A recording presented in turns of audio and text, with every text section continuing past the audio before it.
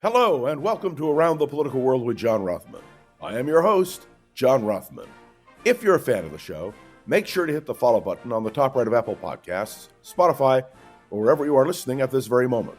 When you hit follow, leave a review or share an episode with a friend. It helps other people discover the show, keeps us going, and as I like to point out every day, it expands our base. Reflections on the election and its outcome. That's what I believe we have to do today. And of course, we have to look to the future. The first thing I thought of when I realized that Donald Trump had been reelected as President of the United States were the words of Adlai Stevenson when he conceded the election in 1952. He quoted his old townsman, Abraham Lincoln. He was like the little boy who stubbed his toe. He was too old to cry, but it hurt too much to laugh.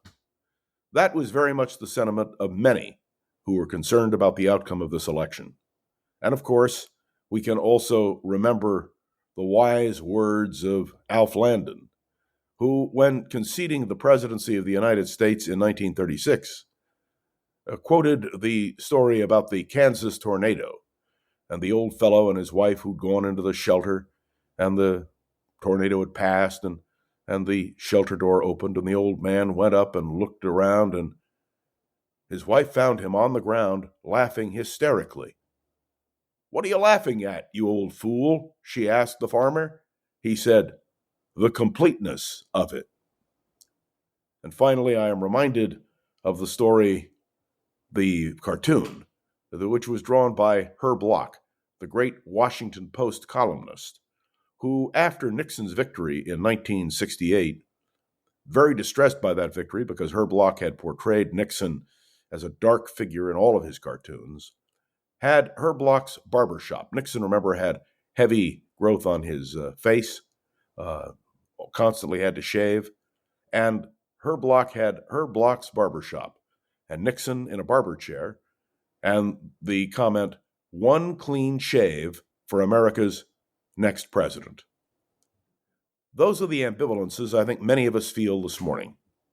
It is 24 hours since the results have really been confirmed, and now we have to reflect on what it means. There is no question that Donald Trump is going to take office on January 20th, and in his new book, Jonathan Alter writes, the new book, by the way, American Reckoning, describes the implications of a Trump victory. It is a book worth reading. I commend it to you. But now let's reflect on what we know this morning. We know that President Trump has spoken with Volodymyr Zelensky, the president of Ukraine. And essentially, Zelensky says it was a good call. But we don't know what Trump's policy will be. All we know is that he has said that within 24 hours of his election of president, he was going to get cracking on these foreign policy questions. And as for Ukraine, he said he intended to settle it before January 20th. We don't know what that settlement will be. We don't know what he will urge Zelensky to concede, and we don't know what Zelensky will concede. We do know that our European allies are concerned. What will it mean if Trump comes up with a solution to the Ukrainian question? Will Zelensky and Putin and, yes, Eastern Europe all be happy with what the resolution is?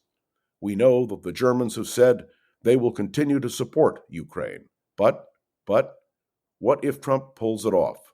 What if the carnage ends? We have to wait and see. Then there's the Middle East. The Israelis are rejoicing because Donald Trump has essentially said, finish the job. But Donald Trump has also said he wants the job finished quickly. Can the situation in Gaza and Lebanon be cleaned up quickly? And what about Iran? All of these questions hang in the balance. Someone asked me yesterday, does it matter who is president? And the answer is yes. The next president of the United States, Donald J. Trump, will be the decisive factor in world affairs. And make no mistake, the president of the United States sets foreign policy, surrounds himself with people who will implement his foreign policy. And so we wait anxiously. What will Donald Trump do? And then there's the domestic concerns. Already we are told that here in California, they are preparing for a Trump presidency and for retribution. For Donald Trump has said that he is not happy with California. Now, he also said that he's going to fix it, that everything will be fine. So we in California wait for the judgment. What will Donald Trump do? And how does this position Gavin Newsom, the governor of California, the elimination of Kamala Harris from leadership of the Democratic Party, and the retirement of Joe Biden, all mean that the eyes of the Democratic Party may well turn to Gavin Newsom? What will the implications of that be? And of course, we have to consider the fact that today, in just a couple of hours, as I record this message, Joe Biden will speak to the nation about the impact of the election and what it means. He's already offered an orderly transition of power.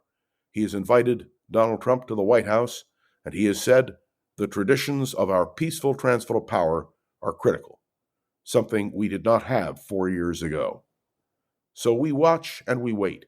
What will the transition from administration to administration be? And will Donald Trump, upon taking office, have all charges against him dismissed? And what will that mean for the American legal system? There are so many questions, and frankly, there are not a lot of answers. But these are all things we have to consider with great care. With the Republicans now in control of the Senate, we don't yet know about the House. Will Obamacare, the Affordable Care Act, be repealed? Is there a replacement for it? And what are the implications for millions of Americans in terms of their health care? These are all questions, just a few actually, that hang in the balance. And so, as we now reflect on the impact of what happened in the election, the whole future of the country and perhaps the world rests in the hand of Donald John Trump. We wait, and we watch, and we hope for the best. Thanks for tuning into another episode of Around the Political World with John Rothman. Make sure to follow along and let me know your thoughts on the show by leaving a review on Apple Podcasts and sharing an episode with a friend or colleague so we can continue to grow and expand, which is, of course, our goal.